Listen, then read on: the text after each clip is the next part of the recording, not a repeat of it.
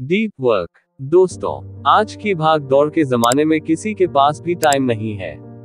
लेकिन ऐसा क्यों है? क्या लोगों के पास बहुत ज्यादा काम है? लेखक कहते हैं कि ध्यान से देखा जाए तो लोगों के पास काम तो ज्यादा है, लेकिन वो शैलो वर्क है। उनके पास काम की क्वांटिटी तो ज्यादा है, लेकिन क्वालिटी नहीं है। जैसे ज्यादातर लोग घंटों मेल चेक करेंगे, ट्विटर के ट्वीट्स पढ़ेंगे, ब्लॉग्स पढ़ते रहेंगे, यूट्यूब देखते रहेंगे। ये सब कहने को तो काम है, लेकिन ये डीप वर्क में नहीं आते। अगर आपको लाइफ में दूसरों से आगे बढ़ना है तो डीप वर्क करना सीखना होगा। डीप वर्क का मतलब है अपने काम में डूब जाना, काम में इतना खो जाना कि किसी चीज का होश ही न रहे। लेकिन ये तभी होगा जब आप अपना मनपसंद काम करेंगे। इससे आपके काम में ऐसी क्वालिटी आएगी कि लोग आपको नोटिस करने पर मजबूर हो जाएंगे। लेकिन यह डीप वर्क करते कैसे हैं? इस किताब में यही सिखाया गया है। Part 1, idea of deep work. इस भाग के 3 चैप्टर्स हैं। Chapter 1, why deep work is valuable. गहराई से काम करना इतना महत्वपूर्ण क्यों है? इस चैप्टर में लेखक ने बताया है कि डीप वर्क करना जरूरी क्यों है। आपने देखा होगा बहुत से लोग काम के नाम पर बस फॉर्मेलिटी करते हैं। इससे उनका काम किसी को भी पसंद नहीं आता। जैसे कुछ स्टूडेंट्स बहुत लगन से असाइनमेंट बनाते हैं, उसमें बहुत इंटरेस्ट लेते हैं। वहीं कुछ स्टूडेंट्स ऐसे असाइनमेंट बनाते हैं मानो घास काटी हो। अब आप बताइए टीचर किस असाइनमेंट को ज्यादा मार्क्स देगा? ऐसे ही दूसरे एरियाज में भी देखा जाता है। अगर कोई ढाबे वाला जल्दबाजी में खाना बना देगा तो उसमें टेस्ट नहीं आएगा। ऐसे खाने को कौन खाएगा? तो इसलिए हमें डीप वर्क करना सीखना चाहिए। ऊपर तो नॉर्मल एग्जाम्पल दिए थे, लेकिन डीप वर्क से वास्तव में आप में 2 एबिलिटी पैदा हो जाती है, जो आपको सारी दुनिया से आगे कर देती है। और तभी आप एवरेज से ऊपर उठते हो और लाइफ में सफल होते हो। तो वे 2 एबिलिटीज हैं। 1. You learn to complicated task. आप मुश्किल काम करना सीखते हो। अगर आप डीप वर्क करना सीख जाते हैं, तो आप बहुत कॉम्प्लिकेटेड काम करना सीख सकते हो। जैसे डॉक्टर बहुत बार कॉम्प्लिकेटेड ऑपरेशन करते हैं। अगर वो उसे पूरे ध्यान से नहीं करेंगे तो किसी की जान भी जा सकती है। ऐसे ही नावल लिखने वाले लेखक भी अपने उपन्यास में पूरा डूब जाते हैं, और तभी मास्टरपीस पैदा होता है। J.K. रोलिंग ने हैरी पॉटर नॉवल की 7 किताबें लिखी थी। लिखती बार वह बाहरी दुनिया से पूरी तरह कट जाती थी और अपने लेखन में पूरी तरह रम जाती थी। इसी से वे इतने बड़े बेस्टसेलर नॉवेल्स लिख पाईं। ऐसे ही पेंटर्स कई दिन तक अपनी पेंटिंग्स पर घंटों काम करते हैं, तब जाकर कोई विश्वविख्यात पेंटिंग बनती है। तो दोस्तों, अगर आपके पास भी कोई कॉम्प्लिकेटेड टास्क हो तो डीप वर्क सीखें। इससे आपको वो मुश्किल काम भी आसान लगने लगेगा, क्योंकि डीप वर्क से आपका दिमाग केवल उस काम में लग जाता है और इधर उधर नहीं भागता। 2. You learn to finish a quality work fast. आप काम को जल्दी निपटाना सीख जाते हो। डीप वर्क करने से जो आप में दूसरी एबिलिटी आ जाती है वह है स्पीड। आप क्वालिटी वर्क करना तो सीखते ही हैं, लेकिन इससे आपकी स्पीड भी बढ़ जाती है। जब आपने शुरू में कार चलाना सीखा होगा तो आपको बहुत डर लगा होगा, या आप धीरे धीरे चला रहे होंगे। लेकिन जब एक बार आप उसे सीख जाते हैं, तो फिर ध्यान चाहे गानों पर हो, आप अपने आप ही स्पीड से कार चला लेते हो। खैर, कार तो नॉर्मल एग्जाम्पल है, लेकिन अगर आपको स्टडी करनी हो और उसमें पूरा फोकस डाल दे तो आप बाकी स्टूडेंट्स की अपेक्षा ज्यादा याद कर पाएंगे। लेकिन आपको ये बार बार करना होगा। इससे आप सारी किताबें दूसरों के मुकाबले फास्ट पढ़ पाएंगे। इसलिए डीप वर्क करें, शैलो वर्क नहीं। 2. Deep work is rare. Deep work दुर्लभ है। दोस्तों, आपने पुराने जमाने के राजाओं के किले तो देखे ही होंगे। क्या उनका आर्किटेक्चर देखकर हम मेस्मराइज नहीं हो जाते? इतने बड़े बड़े किले, इतनी महीन नक्काशी, इतने शानदार डिजाइन आदि, और वो भी तब जब मशीनें नहीं होती थी। यही था डीप वर्क। उन लोगों ने इतनी महान चीजें बनाई हैं कि लोग आज भी उन्हें देखने जाते हैं। वहीं दूसरी और आजकल के घरों को देख लो, ऐसा लगता है बस रेक्टेंगल या क्यूब बना दिए गए हो। 4 दीवारें, एक छत और एक फर्श, बस बन गया कमरा। हर घर आजकल एक जैसा ही लगता है। पहले घरों की भी अपनी पर्सनालिटी होती थी, लेकिन अब तो घर भी कॉपी पेस्ट जैसे लगते हैं। और ये सब बड़ी बड़ी आधुनिक मशीनों से बनते हैं। इसलिए कहा गया है कि डीप वर्क दुर्लभ हो गया है। कुछ ही लोग हैं जो इसमें लगे रहते हैं, लेकिन उनका काम भीड़ में भी स्टैंड आउट करता है। स्टीव जॉब हमेशा डीप वर्क किया करते थे। जब सब लोग सो रहे होते थे, वे काम में जुटे होते थे, और नतीजा सबको पता है। लेकिन आजकल के लोग डीप वर्क क्यों नहीं कर पाते? क्योंकि वे जरूरी और गैर जरूरी में अंतर नहीं कर पाते। जब एक एम्प्लॉय ऑफिस पहुंचता है, तो देखता है कि बहुत सारा काम है। वे हर ईमेल का जवाब देने लगते हैं। इससे उनका बहुत सारा टाइम और एनर्जी वेस्ट हो जाते हैं। बहुत से ईमेल का उत्तर देना जरूरी ही नहीं होता। मान लीजिए किसी ने हेट मेल भेजी है, तो इसे पढ़कर एम्प्लॉय का मूड खराब हो जाएगा, और वह बहुत सा टाइम उसका सही रिप्लाई देने में लगा देगा। इससे वह डीप वर्क कैसे कर पाएगा? इसके अलावा कुछ लोग सिर्फ बिजी नजर आने के लिए फालतू के काम करते रहते हैं। इससे उन्हें लगता है कि वे बहुत इंपॉर्टेंट काम कर रहे हैं। मान लीजिए किसी ने आधे घंटे में पावर पॉइंट बनाया है। इसके बाद 2 घंटे तक उसे लाल पीला करता रहेगा। उसे लगेगा वह बहुत काम कर रहा है, लेकिन एक्चुअली में इसे डीप वर्क नहीं कहा जा सकता। इससे अच्छा होता उस समय वह रिसर्च करके और अच्छा डेटा निकाले। फेसबुक ने एक बहुत ही रोचक चीज शुरू की है, जिससे एम्प्लॉइज डीप वर्क कर सकें। एम्प्लॉइज को कैबिन देने के बजाय वे एक ही हाल में बैठने के लिए बोलते हैं। इससे सारे लोग मिलकर काम कर पाते हैं। किसी को भी कुछ पूछना होता है तो बोलकर ही पूछ लेते हैं। ऐसा नहीं कि उसके कमरे तक जाने में ही बहुत सा टाइम वेस्ट कर देंगे। जैसे हमारे यहाँ सरकारी दफ्तर में फाइल एक कमरे से दूसरे कमरे तक घूमती रहती है, और कोई काम नहीं होता। तो दोस्तों, डीप वर्क दुर्लभ हो चुका है। आप इस दुर्लभ चीज को करना सीखें। इससे आप भीड़ से अलग नजर आएंगे, और इसी से आगे चलकर सफलता भी पा लेंगे। Deep work is meaningful. Deep work बहुत काम का होता है। दोस्तों, इस संसार में जितनी भी चीजों को मास्टरपीस कहा जाता है, वे सब डीप वर्क की ही मिसाल है। चाहे वो लियोनार्डो डा विंची के स्कल्पचर्स हो या पिकासो की पेंटिंग्स, सब अपने काम में खो जाते थे। उन पर डिस्ट्रैक्शंस का कोई असर नहीं पड़ता था। रात हो या दिन, सर्दी हो या गर्मी, वे महान कलाकार हमेशा काम किया करते थे, क्योंकि उन्हें अपने काम से प्यार था और उसमें लगन थी। इस किताब में रिक फरर का एग्जाम्पल दिया गया है। वे लोहार ब्लैकस्मिथ का काम करते हैं। वे पुराने जमाने की तलवारें बनाने में एक्सपर्ट हैं, जो हिस्टोरिक फिल्मों में भी इस्तेमाल होती हैं। ये तलवारें किसी मशीन से नहीं बनाई जा सकती। रिक इन्हें अपने हाथ से बनाते हैं, जिसमें बहुत मेहनत लगती है। एक तलवार बनाने में उन्हें 1 घंटे लगते हैं, और हथौड़े की हर चोट सटीक पड़नी चाहिए। रिक अपना डीप वर्क सीख चुके हैं। अब उनकी कोई भी चोट गलत नहीं होती।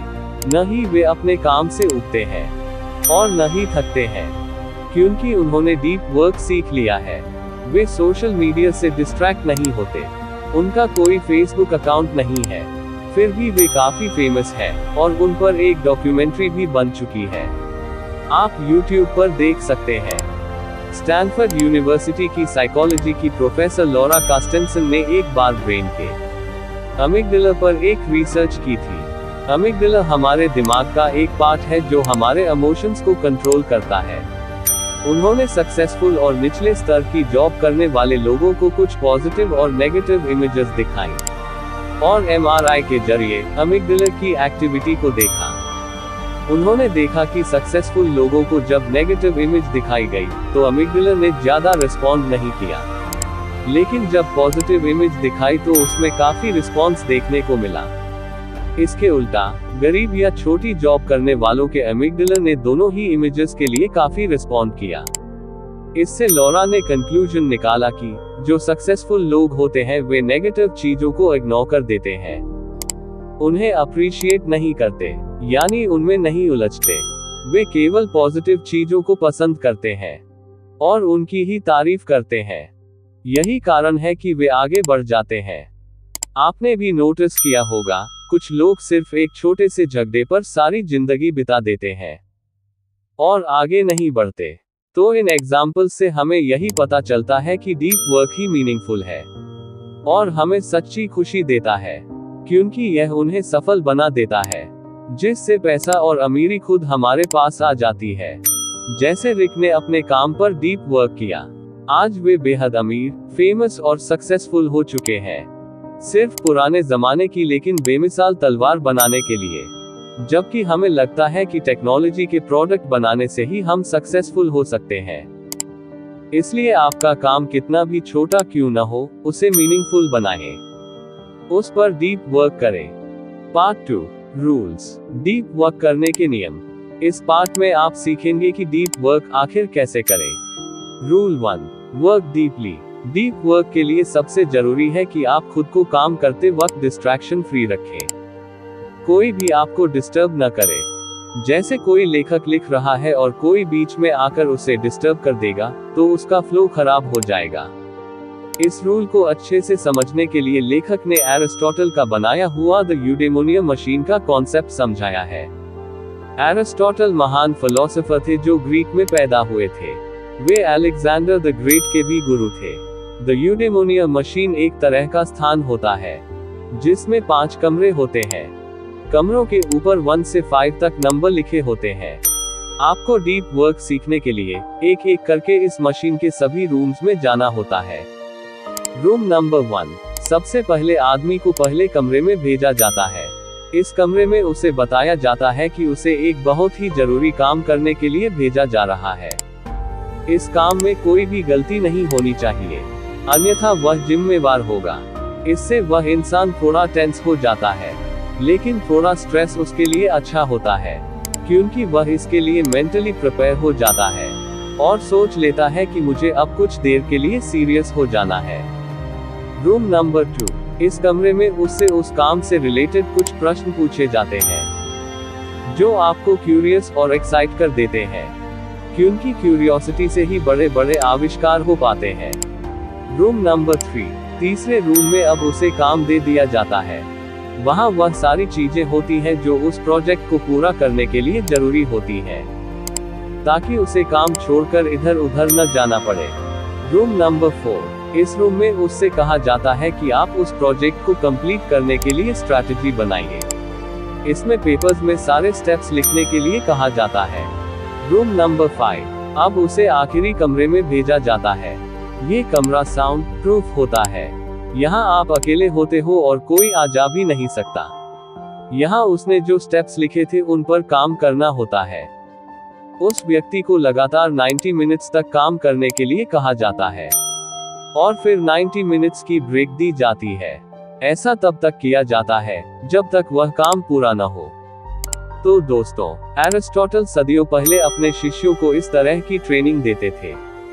इससे वे युद्ध कला से लेकर हर सब्जेक्ट में बहुत निपुण हो जाते थे।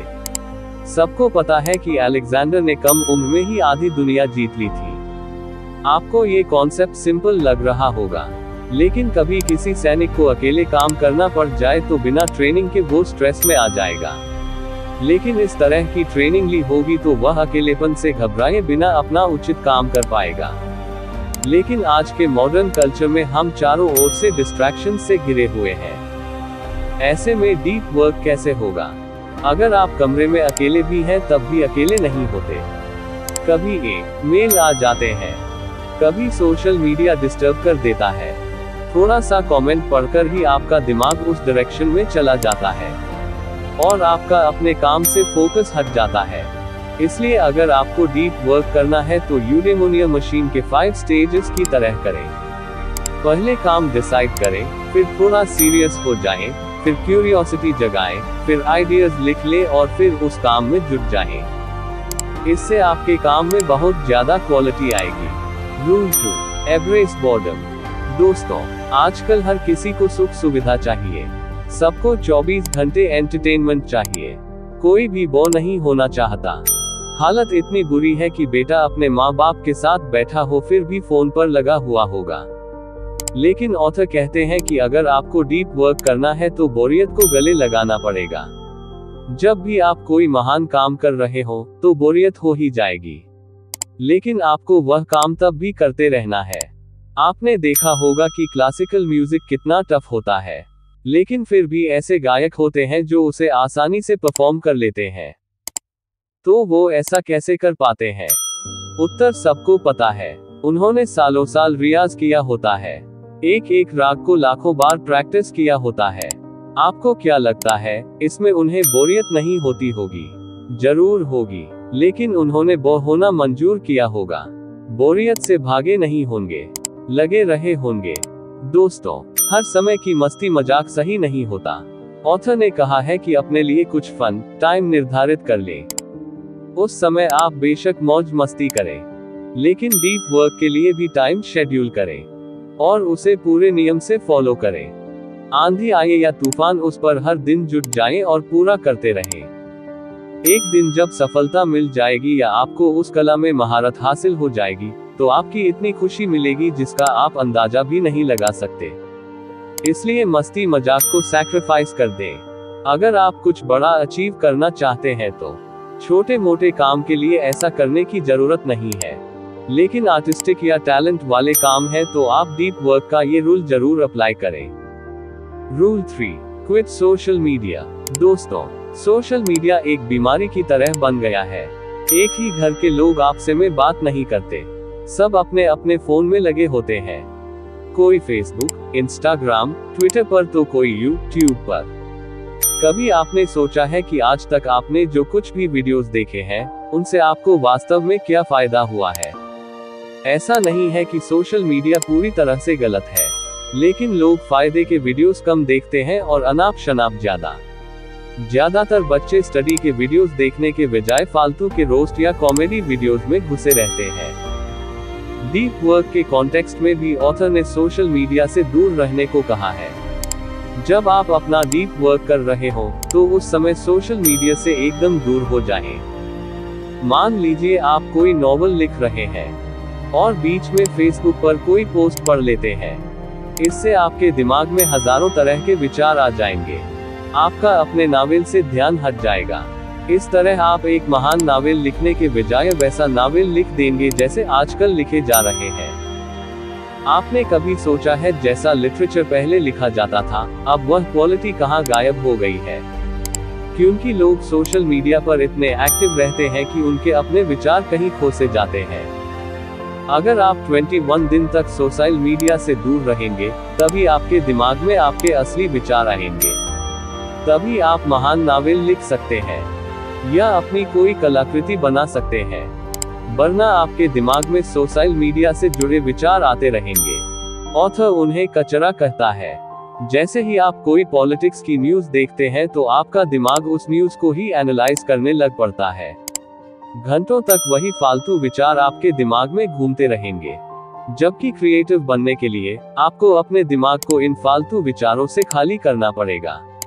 तभी आप अपनी कला में डीप वर्क ला पाएंगे और तभी आप कोई मास्टरपीस बना पाएंगे। Rule 4, drain the shallows. इस रूल में लेखक ने बताया है कि शैलो वर्क को पूरी तरह से हटा दें। शैलो वर्क वह होता है जिसे आप लेजी होकर करते हो। उसमें आप कंसंट्रेट नहीं करते हो, जो बहुत लंबा खींचता है और समाज के लिए वह किसी खास वैल्यू का नहीं होता। इसलिए दोस्तों, जो भी आपका बड़ा गोल है उस पर डीप वर्क करें। डीप वर्क गहराई से किया जाता है, इसलिए वह जल्दी खत्म हो पाता है। कुछ स्टूडेंट्स बहुत ही ध्यान और लगन से स्टडी करते हैं, जहां दूसरे बच्चे 8 घंटे में अपना लेसन लर्न कर पाते हैं। वहीं ऐसे बच्चे 4 घंटे में ही कर लेते हैं, क्योंकि वे स्टडी करते वक्त हिलते नहीं हैं और कमरा बंद करके सारी डिस्ट्रैक्शंस को दूर कर देते हैं। एक कंपनी ने बहुत रोचक एक्सपेरिमेंट किया। 37 सिग्नल्स कंपनी सॉफ्टवेयर बनाती थी। उन्होंने हफ्ते में 5 दिन काम करने की जगह 4 दिन काम करना शुरू कर दिया। उन्होंने देखा कि इससे उनके काम पर कोई असर नहीं पड़ा। मतलब अब 5 दिन में भी उतना काम होता था जितना 4 दिन में होता था। इसका कारण था उन्होंने डीप वर्क करने पर फोकस किया। जितनी भी डिस्ट्रैक्शंस थी उन्हें हटा दिया। कोई भी एम्प्लॉय बार बार अपना फोन चेक नहीं करते थे, सब अपने काम पर फोकस करते थे। फालतू के मेल्स को रिप्लाई नहीं दिया जाता था। तो इस तरह सब सबक ले सकते हैं कि डीप वर्क से काम जल्दी किया जा सकता है, शैलो वर्क से वही काम लंबा खींच जाता है। अगर आपकी स्टार्टअप है तो मेल का जवाब देने में ही टाइम वेस्ट न करने लगे। बहुत से मेल किसी काम के ही नहीं होते। बहुत से कस्टमर बिना बात के भी मेल लिखते रहते हैं, इसलिए उनसे डिस्ट्रैक्ट न हो। अपनी इमेज ऐसी बनाएं कि लोग आपको केवल सीरियस काम के लिए ही मेल लिखें। 4 फिलॉसफीज फॉर डीप वर्क। इसके बाद ऑथर ने डीप वर्क के लिए 4 तरह की फिलॉसफी बताई है। इसमें जो भी आपको स्वीट करती है आप उसे अपना सकते हैं। 1. Monastic philosophy. जिस तरह मोनेस्ट्री का कोई मॉन्क अपने आप को बाहर की दुनिया से एकदम अलग कर लेता है, आप भी उसी तरह कर सकते हैं। इससे आप अपने काम में पूरी तरह से ध्यान लगा पाएंगे और आपको कोई भी डिस्टर्बेंस नहीं होगी। 2. बाइमोडल फिलॉसफी। इस तरह की फिलॉसफी में आप 2 अप्रोच लगा सकते हैं। जब आपको डीप वर्क करना हो तो मॉन्क की तरह बन जाइए और काम खत्म करके अपनी रोजमर्रा की जिंदगी में लौट आइए। ऐसा कार्ल यूंग करते थे, जो एक बहुत ही फेमस साइकोलॉजिस्ट थे। जब उन्हें काम करना होता था तो अपने फार्म हाउस चले जाते थे और वहां एकांत में रहते थे। काम होने के बाद वे ज्यूरिख, स्विट्जरलैंड शहर में अपनी सोशल लाइफ में लौट आते थे। 3. Rhythmic philosophy. इस तरह के डीप वर्क में आप दिन में या हफ्ते में अपने काम का शेड्यूल बना लेते हो। आप दिन का ऐसा टाइम चुने जब आपको कोई डिस्टर्ब न करे, फिर हर दिन उसी समय पर उस काम को करते रहें। जैसे बहुत से ब्लॉगर सुबह उठकर अपनी ब्लॉग पोस्ट लिखते हैं या रात को जब सब सो जाते हैं तब अपने ब्लॉग पर काम करते हैं। 4. Journalistic philosophy. आजकल की लाइफ के लिए यह फिलॉसफी ज्यादा कारगर हो सकती है। जैसे जर्नलिस्ट को कभी भी आर्टिकल लिखना पड़ सकता है, तो वह उसी के अकॉर्डिंग खुद को एडजस्ट कर लेता है। आप भी ऐसा कर सकते हैं। जब आपको कोई जरूरी काम पड़े तो आप डीप वर्क वाली मोड में आ जाएं। यह न सोचें कि अभी मेरा मूड नहीं है या अभी ठीक टाइम नहीं है, क्योंकि देखा जाए तो परफेक्ट टाइम कभी आता ही नहीं है। कुछ न कुछ कमी हमेशा रहेगी, इसलिए जब भी काम पड़े तो आप उसमें पूरी लगन से जुट जाएं। धीरे धीरे आपको इसकी आदत ही पड़ जाएगी। आपका बहुमूल्य समय देने के लिए धन्यवाद। अगर आपको ये वीडियो अच्छा लगा हो तो हमारे इस YouTube चैनल रिच वाणी को सब्सक्राइब करिए, वीडियो को लाइक करिए और अपने परिवार मित्रों के साथ जरूर शेयर करिए। भविष्य में आप और किस टॉपिक पर वीडियो देखना सुनना चाहते हैं उसके लिए कमेंट करिए। मिलते हैं नेक्स्ट वीडियो में। Thank you.